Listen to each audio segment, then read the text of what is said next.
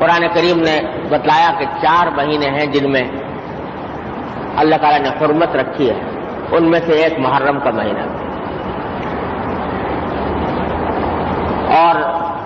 خاص طور پر محرم کی جو 10ویں تاریخ ہے، جس کو عام طور سے عاشورہ کہا جاتا ہے،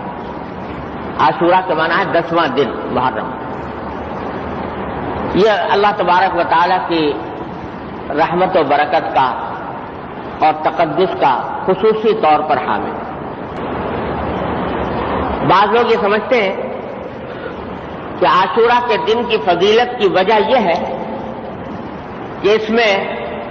نبی کریم سرور دو عالم صلی اللہ علیہ وسلم کے مقدس نواسے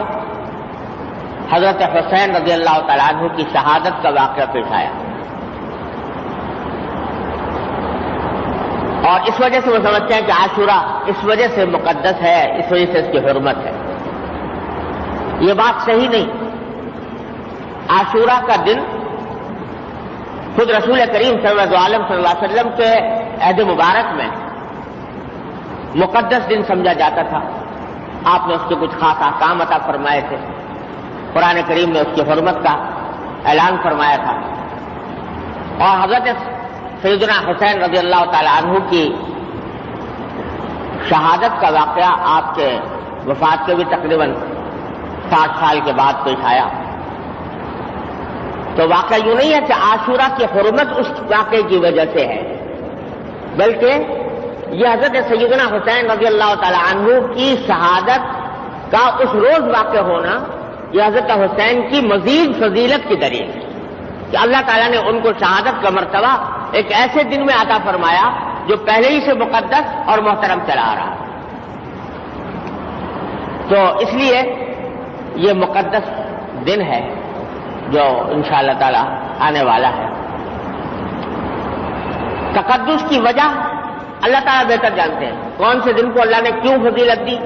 اور اس کا کیا مرتبہ رکھا، اللہ تعالیٰ بہتر جانتے ہیں، ہمیں اس تحقیق و تفتیش میں پڑنے کی حاجت نہیں۔ بعض لوگوں نے عاشورہ کے دن کچھ جو فلاں قسم کا کھانا پکنا ضروری ہے، فطرہ اگر نہ پکا تو عاشورہ ہی نہ ہوا، تو اس میں فطرہ پکانا ضروری ہے عاشورہ کے دن، اس کے بغیر عاشورہ کی فضیلت حاصل نہیں ہوتی لوگوں کے خیال میں۔ تو اس قسم کی کوئی بات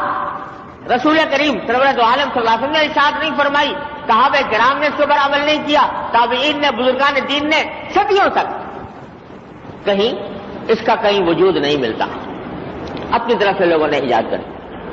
ہاں ایک ضعیف حدیث ہے، وہ حدیث بھی ضعیف ہے، کمزور ہے، کوئی ایسی مضبوط روایت نہیں ہے، اس میں رسول کریم صلی اللہ علیہ وسلم کا یہ ارشاد منقول ہے کہ آپ نے فرمایا کہ جو شخص عاشورہ کے دن اپنے گھر والوں پر وسعت اختیار کرے کھانے میں، یعنی کھانا عام دنوں سے بہتر اور اچھا بنائے، تو اللہ تعالیٰ اس کے رزق میں کشادگی عطا فرمائے۔ یعنی اس دن خاص طور پر وہ لوگ جو انسان کے عیال میں ہیں، اس کے بیوی بچے، گھر کے ملازم وغیرہ وغیرہ، ان کو ذرا اچھا کھانا کھلائے، وسعت کے ساتھ کھلائے، عام دنوں سے زیادہ دیں، تو اللہ تعالیٰ اس کے رزق میں برکت عطا فرمائے۔ یہ ایک حدیث ہے، سند کے اعتبار سے میں نے کہا کہ مضبوط نہیں ہے، لیکن بہرحال اگر کوئی شخص اس کے اوپر عمل کرے، حدیث کمزور صحیح، سند کے اعتبار سے کمزور صحیح، لیکن بہرحال ایسی چیز ہے کہ اس کے اوپر عمل کرنے میں کوئی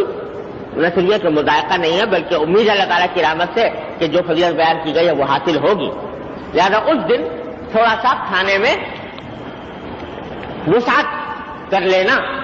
اپنے گھر والوں کے لیے، یہ بھی اس روایت کا حاصل ہے، تو کوئی کر لے تو انشاءاللہ اس میں بھی کوئی مذائقہ نہیں۔ اس سے آگے جتنی چیزیں بنائی ہوئی ہیں لوگوں نے، ان کی کوئی اصل اور بنیاد نہیں۔ اور قرآن کریم میں جہاں حرمت والے مہینوں کا ذکر فرمایا ہے، انہی میں سے ایک محرم کا مہینہ بھی ہے، تو ایک عجیب جملہ ارشاد فرما دیا قرآن کریم میں، فَلَا تَظْلِمُوا فِيهِنَّ أَنفُسَكُمْ، یہ حرمت والے مہینے ہیں، ان مہینوں کے اندر تم اپنی جانوں پر ظلم نہ کرو.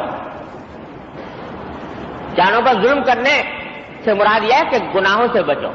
معصیتوں سے بچو، بدعات سے اور منکرات سے بچو. یہ اپنی جانوں پر ظلم ہے. تو ایسا لگتا ہے کہ ظاہر ہے اللہ تبارک و تعالیٰ تو عالم الغیب ہیں، جانتے تھے کہ اس محرم کے مہینوں میں لوگ اپنی جانوں پر ظلم کریں گے، اپنی طرف سے طریقے گھڑ گھڑ کر اس کے پر عمل کرنا شروع کر دیں گے. تو اس کو فرمایا کہ اپنی جانوں پر ظلم نہ کرو. یہ جو شیعہ حضرات جو کچھ کرتے ہیں وہ تو اپنے مسلک کے مطابق کرتے ہیں، لیکن بہت سے اہل سنت حضرات کو دیکھا کہ وہ ایسی مجلسوں میں، تعزیوں میں اور ان کاموں کے اندر شریک ہو جاتے ہیں کہ جو بدعات اور منکر کی تعریف میں آتے ہیں. تو بھائی قرآن نے یہ کہا ہے کہ ان مہینوں کے اندر لا تظلموا فیہن انفسکم، اپنی جانوں پر ظلم نہ کرو. ان اوقات کو صرف کرو اللہ کی عبادت میں، اس کے ذکر میں، اس کے روزہ رکھنے میں، اس کی طرف رجوع کرنے میں، دعائیں کرنے میں. ان فضولیات سے اپنے آپ کو بچاؤ.